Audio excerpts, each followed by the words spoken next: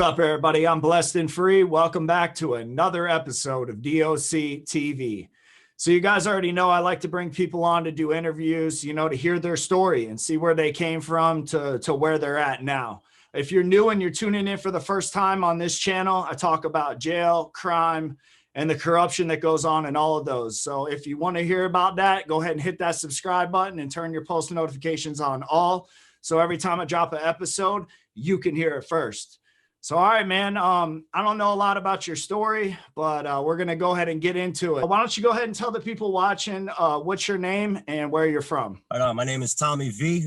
Tommy Varian. I'm up in Poughkeepsie, New York. I grew up in Yonkers, New York, right outside the city, right on the borough of the Bronx. When did it start going bad for you, man? So, real quick, well, I was one of those kids, that always caused trouble, but never got caught, right? I got locked up the first time in Colorado on a DUI, right? And so out in Eagle County, I was in booking with like I woke up in the cell with like 6 other guys. It was funny because I woke up and they were taking my tray of food, right? And I'm like, yo, get off my food, man. And they said, yo, we already ate your breakfast, bro. So wound up bailing out of there, DUI stuff. But really, when I got back to New York was in 2008 when things went crazy. All right. So what happened in 2008? So I had caught a pretty good habit in Colorado that I took with me back to New York. And, it began with like petty shit, petty larcenies, things like that. I met a guy who just got out doing 8 years in prison. And I was like his little protege. I mean, he was a gangbanger. Kid taught me everything I needed to know about the streets, and I wound up catching like forgery charges, grand larceny, petty larceny. I was in and out of Dutchess County Jail repeatedly. So what habit did you pick up in Colorado? I wound up getting addicted to opiates. I was eating pills out there, and wound up and cocaine, of course, hand in hand. And then when I got back here, I realized it was a lot cheaper to buy heroin. The guy I was actually running with was dealing, and so I didn't pay for it. For 2 years, I had free dope. You know what I mean? I heard you say that you started going to jail. And so what was that like for you, man? I'm assuming that's your first time going into county jail. Were you doing were you doing time, or were you just going in and getting out real quick? So in the beginning, it was in and out. I'd do a few weeks, a month, or 2 months, whatever, and then I caught some hefty charges, some grand larceny stuff, things like that. And I was looking at a 1 to 3.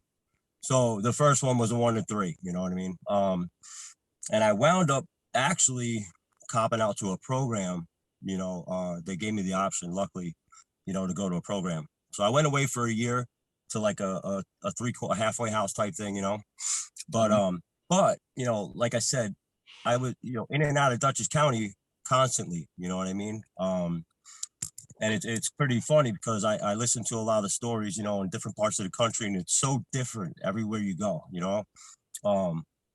jails up here are completely different than Florida versus California, you know what I mean? The mentality, but let me tell you something, the COs are just as fucking corrupt as everywhere else. Yeah, man, that's a fact. Explain to the people, man, what it's like. You're saying, every jail's different. So what's it like where you started going to jail? How'd you do your time there? Let's first off, I want to tell anybody, like, if you really want a spiritual experience, go kick dope in a jail cell by yourself. All right. They don't give you nothing up here. There's no morphine, no Suboxone, nothing like that. That shit'll have you praising Jesus. I swear to God. And the COs laugh at you, they laugh at your ass. I mean, it's crazy. And you think you're dying, you know what I mean? But I'll tell you, man, it's fucked up. But, the mentality is this. See, fortunately, when I got in there, I knew a lot of people from the street, so luckily I had like no issues in a sense, you know what I mean? There was a couple of things here and there, but, I kind of knew a lot of people, so I was good. And I kept to myself quite a bit, you know what I mean? I didn't have to deal with the bullshit. There's a lot of gangs up here. There's a lot of Bloods, a lot of Crips, MS-13, things like that. So when you were doing time, man, what was like some crazy shit that went on? So I was thinking about this last night, man. So we got these pods out there, right? That we actually the state got from when Katrina hit, Storm Katrina, and so like these big shelter things they put up. So there's 3 pods out there. One's a women's pod and a men's pod, and then there's the workers pod, right? And it's 50 bunks, kind of like a prison setup, I guess. But and they mix everybody. There's no separation, you know what I mean? But we're sitting there one time and it was over a game of spades, and this dude just got up, went to the microwave, heated up his water for his oatmeal, whatever, put it in his oatmeal, and smashed the dude in the face with it. And it was like napalm, you know what I'm saying? Like just fucking cooked this dude's face. Yeah. So it was a lot of shit like that, little petty shit, and the thing is, out there it was like, yo, if you're gonna scrap, you're gonna get into the bathroom and you're gonna scrap. Yeah, There but was it no ain't that petty though when a bitch is getting, boiling water thrown on them. fuck no, man. See, well, and that's what I'm saying. So from the outside, the people are thinking, oh, that's so petty. It was over a game of spades. But the reality is you don't know the principles that go on inside of there, right? And Yeah. there's certain things you just don't do. Like, do you have to ride with a gang when you're in there? Like, how does all that work for a Yeah, white so boy? you pretty much know, like, so as being a white boy, see, that's the thing up here in New York, it's a lot different. There's no separation. You can affiliate with anybody, you know what I mean? There are white bloods, white Crips, I've met them, you know what I mean? But you don't have to affiliate yourself. I mean, you can stay under the radar, you can associate with these guys without affiliation. Again, like I said, for me, I knew a lot of the guys from the street, so they kept their politics pretty fucking clean in there. And there was a lot of politicking going on, believe me, they were holding church once a week out on rec, you know what I mean? Things like that. As far as like, being a white boy up here in New York, there's no bullshit like that. I hear stories about California, man, you got to go with the whites. You know what I mean? You got to go with the blacks, whatever. I don't know how Florida is, but I know some friends. Florida's it's all mixed up, kind of like what you said.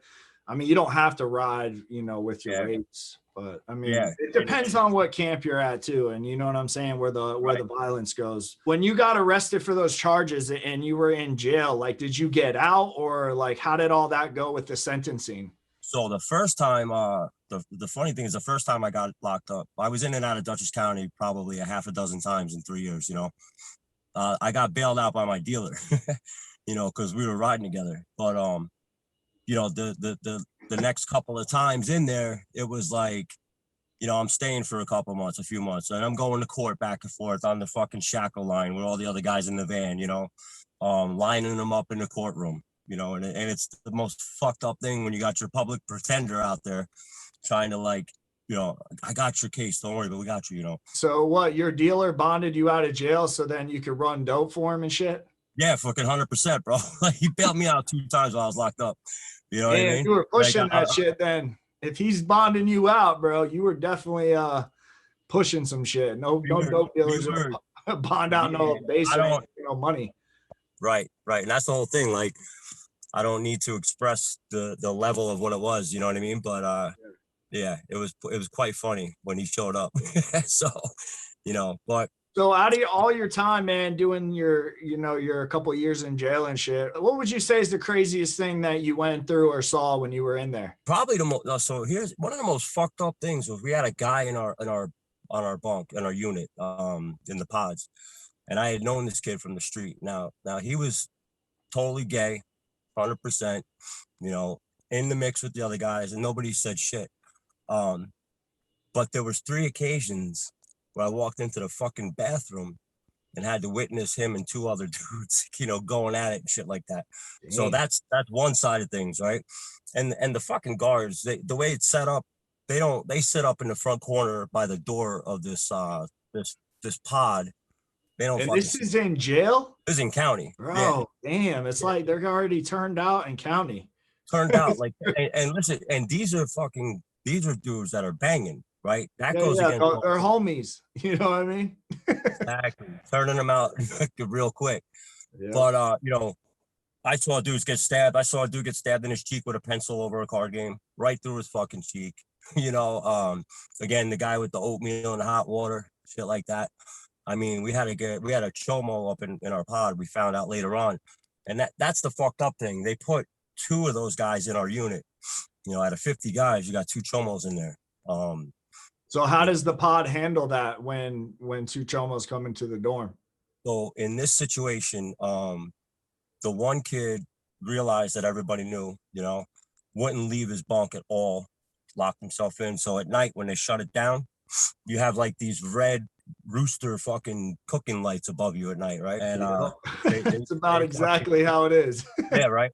And if you're on the top bunk, you're like 3 feet from it cooking. You know what I'm saying? You got to get your fucking socket comb to kind of block yourself out from it. But so this kid got handled at like 2:30 in the morning, in his bunk, and he wound up PCing out because, you know, he said, "I fear for my life," you know, to the COs, and he was all fucked up. These guys fucked him up pretty bad.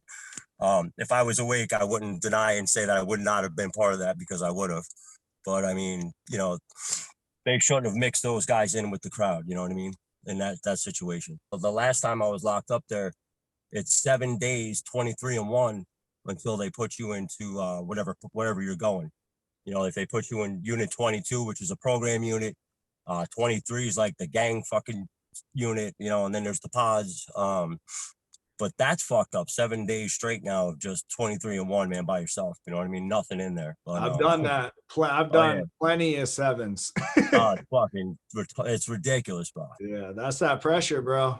Yeah, but it makes it back there. Yeah, man. Like, what are you gonna do? You're gonna lose your shit, and then what? You know what I mean? So it's gonna give you that experience, man. You're gonna really dive into yourself a little bit and figure out really who you are, right? Your whole time going in and out of jail, obviously, I'm taking it you're doing good now. So where did that change start taking place for you, man? When you were like, man, I'm done going to jail. I need to get my shit together. 2012, you know, last time I got locked up, you know, I just sitting up in that cell, man. I'm like, man, I'm again with the fucking, hey, yo, listen, I'm locked up, blah, blah, blah, you know, making that call.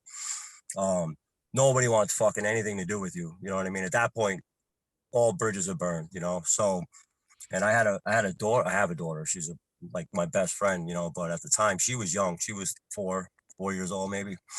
And I'm thinking to myself, what the fuck kind of father am I going to be? You know what I mean? Like, this kid, her mother's on the street, right? So what is this kid going to have? You know what I'm saying? She's not going to wind up in foster care. You know, so for me personally, it was really being sick of being beat down every fucking time, you know, and my daughter really is the one that brought me back up, you know. So, but I mean, everything's different for everybody, right? I can't say that tomorrow, because I still have that. It's that thought process, man. That mentality never goes away.